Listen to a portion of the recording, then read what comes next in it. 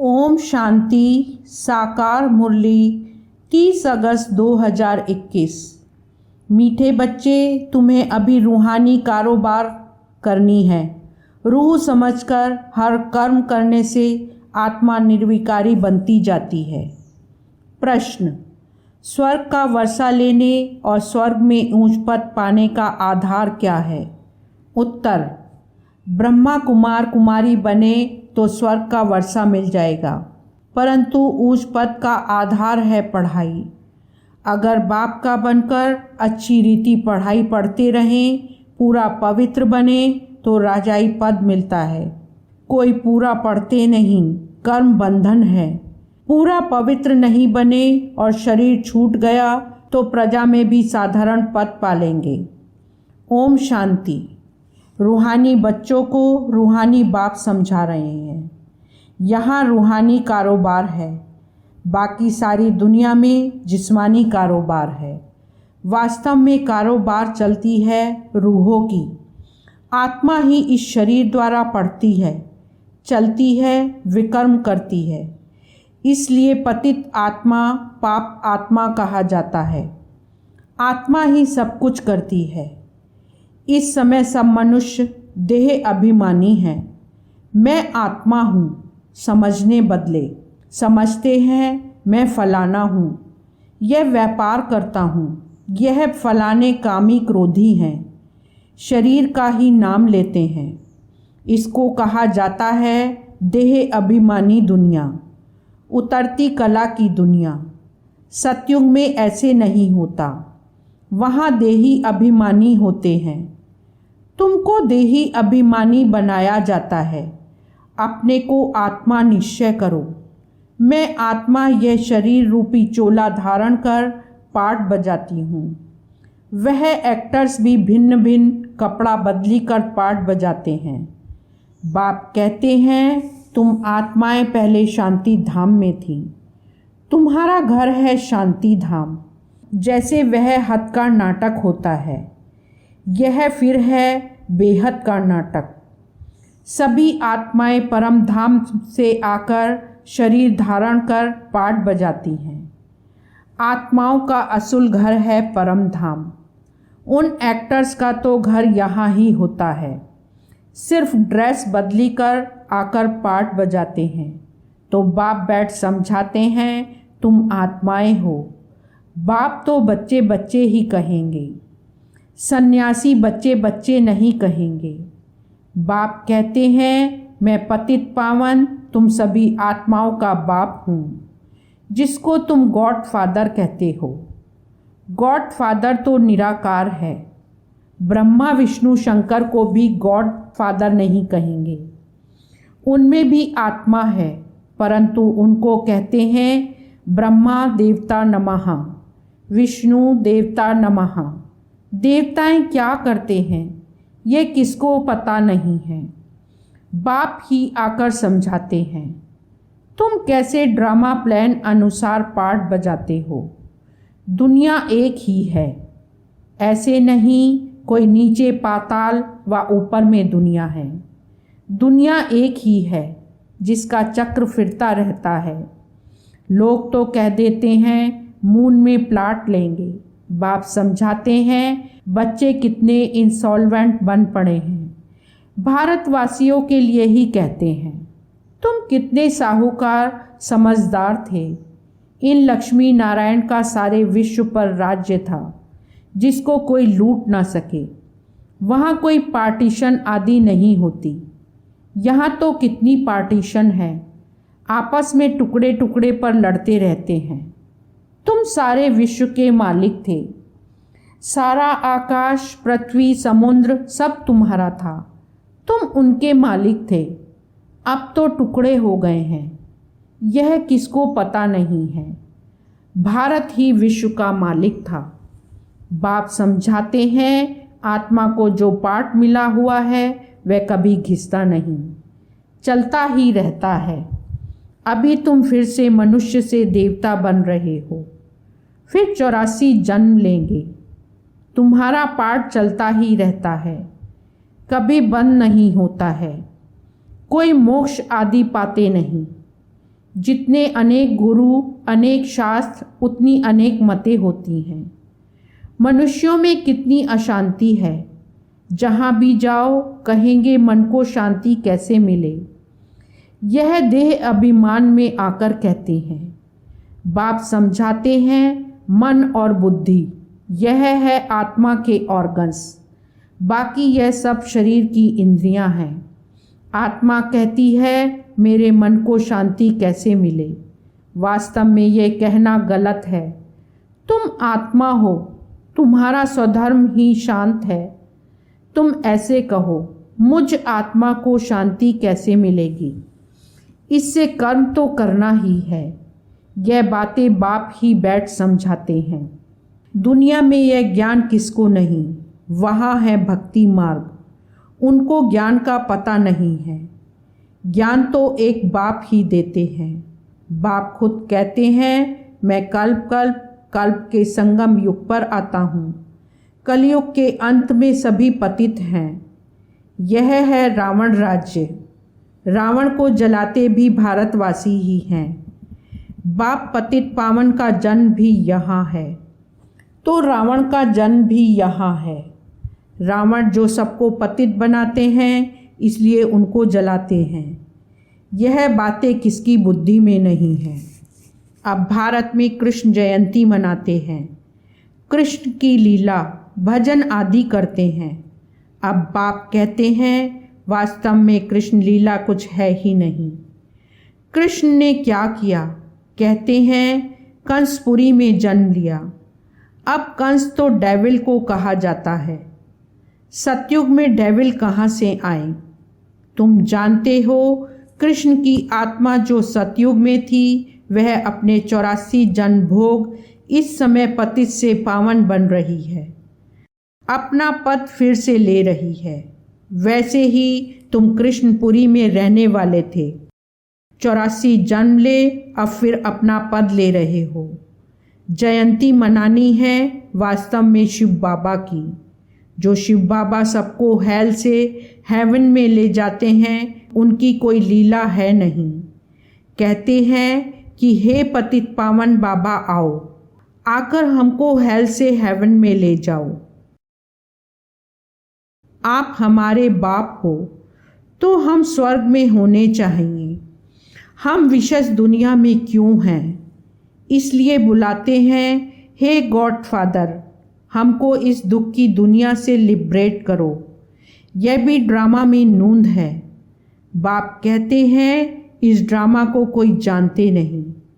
शास्त्रों में ड्रामा की आयु लंबी लिख दी है। नई दुनिया को पुरानी बनना ही है, सतो रजो तमो में आना ही है। यह है बेहद की बात। अभी तुम फिर से विश्व के मालिक बन रहे हो। भारतवासी जो नई दुनिया में थे वही 84 जन्मों का पाठ बजाएंगे। अभी तुम पवित्र बनते हो, बाकी सब मनुष्य पतित हैं।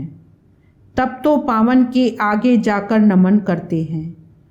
पावन को पावन नमन क्यों करेंगे? सन्यासी पावन हैं तब तो पतित मनुष्य उनके आगे माथा झुकाते हैं।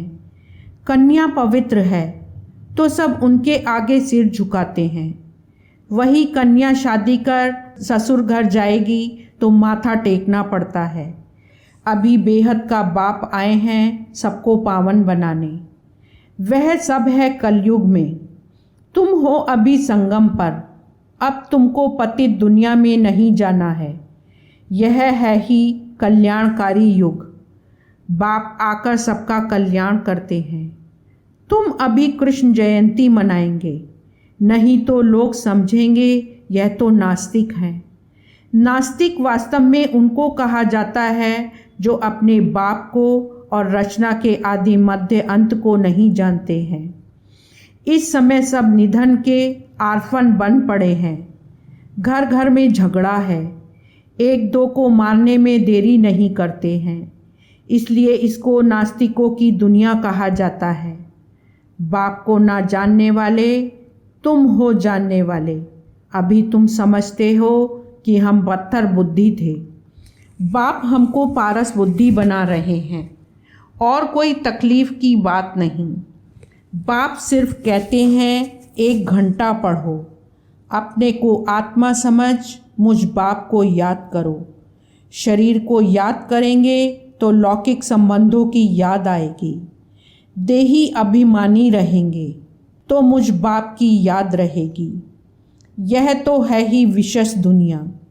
विषय सागर में गोते खाते रहते हैं, विष्णु को क्षीर सागर में दिखाते हैं।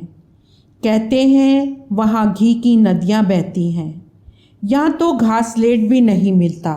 फ़र्क है ना? तो तुम बच्चों को कितनी खुशी होनी चाहिए। बाप ही खिवैया है ना, गाते भी हैं नैया मेरी पार लगाओ। यह सब नैयाएँ हैं, खिवैया एक बाप ही है। यह शरीर यहाँ ही छोड़ देंगे, बाकी आत्माओं को पार ले जाएंगे शांति धाम, वहाँ से फिर भेज देंगे सुख धाम। परम पिता परमात्मा को ही खिवैया कहा जाता है। बाप की ही महिमा गाते हैं अनेक प्रकार से। अभी तुम पवित्र बन पवित्र दुनिया के मालिक बनते हो। श्री श्री शिव बाबा आए हैं श्रेष्ठ बनाने। खुद भगवान कहते हैं यह भ्रष्टाचारी दुनिया है। अभी तुम परम पिता परमात्मा की श्रीमत पर चल श्रेष्ठाचारी बनते हो। कितनी यह गुप्त रमणीक बातें हैं जो तुम बच्चों को ही समझ में आती हैं, औरों को समझ में आएंगी ही नहीं। तुम जानते हो कि अभी देवी देवता धर्म का कलम लग रहा है। जो भी देवी देवता धर्म वाले और धर्मों में चले गए हैं वही आकर फिर ब्राह्मण बनेंगे। ब्रह्मा कुमार कुमारी बनने बिगर बाप से स्वर्ग का वर्षा ले नहीं सकते। अभी तुम ब्रह्मा कुमार कुमारियाँ स्वर्ग का वर्षा ले रहे हो। जितना पुरुषार्थ करेंगे कराएंगे उतना ऊंच पद पाएंगे। सब तो इतना नहीं कर सकते। पूरा नहीं पढ़ेंगे तो उसका नतीजा क्या होगा? अगर शरीर छूट जाए तो स्वर्ग में आ जाएंगे, परंतु प्रजा में बिल्कुल ही साधारण। अगर बाप का बनकर अच्छी रीति पढ़े तो राजाई पद पा सकते हैं। नहीं पढ़ते हैं तो समझेंगे उनकी तकदीर में नहीं है। पवित्र रहेंगे पढ़ेंगे तो ऊंच पद पाएंगे। अपवित्र होने से बाप को याद नहीं कर सकेंगे। ऐसे भी बहुत हैं। कर्म बंधन का हिसाब जब छूटे गाड़ी के दोनों पहिया पवित्र होंगे तो ठीक चलेंगे। दोनों पवित्र रहेंगे तो ज्ञान चिता पर बैठ जाएंगे, नहीं तो खिटखिट होती है। कई बच्चे कहते हैं कि बाबा हम तो जानते हैं श्री कृष्ण सतयुग का पहला प्रिंस है, तो क्यों नहीं कुछ मनाएं। अच्छा हम कृष्ण की आत्मा को बुला भी सकते हैं। आकर खेल पाल करेगी, रास करेगी और क्या करेगी। गोप गोपियाँ तो यहाँ ही होते हैं, वहाँ तो प्रिंस प्रिंसेस आपस में मिलते हैं तो रास करते हैं, सोने की मुरली बजाते हैं। यह सब खेल पाल तुम पिछाड़ी में देखेंगे। यह सब पाठ चलेंगे। शुरू में दिखाया गया, फिर तुम पुरुषार्थ में लग गए हो। अब फिर पिछाड़ी में साक्षात्कार होना शुरू होगा। कौन कौन किस पद को पाएंगे यह तुम जानते हो। बाप बैठ यह सब राज समझाते हैं। तुमसे पूछते हैं वेदों शास्त्रों को मानते हो? बोलो हाँ।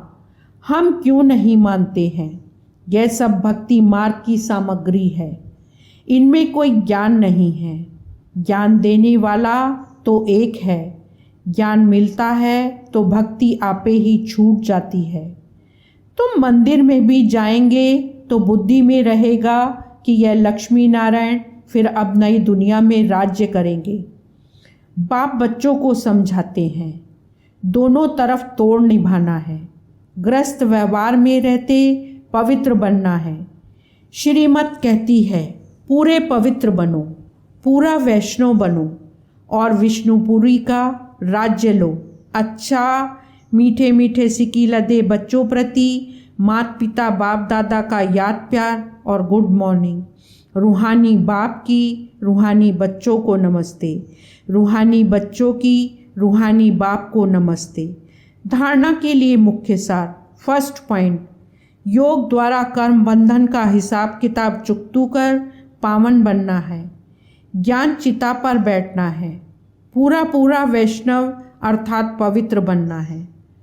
सेकंड पॉइंट, अपने शांत स्वधर्म में स्थित रहना है। सबको शांति धाम की याद दिलानी है। कभी भी अशांत नहीं होना है। वरदान, नॉलेज द्वारा रावण के बहु रूपों को जानकर उसकी अट्रैक्शन से मुक्त रहने वाले हिम्मतवान भव।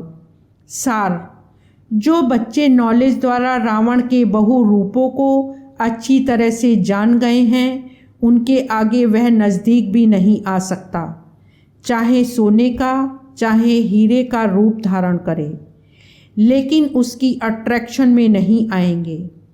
ऐसी सच्ची सीताएं बन लकीर के अंदर रहने का लक्ष्य रख हिम्मतवान बनो।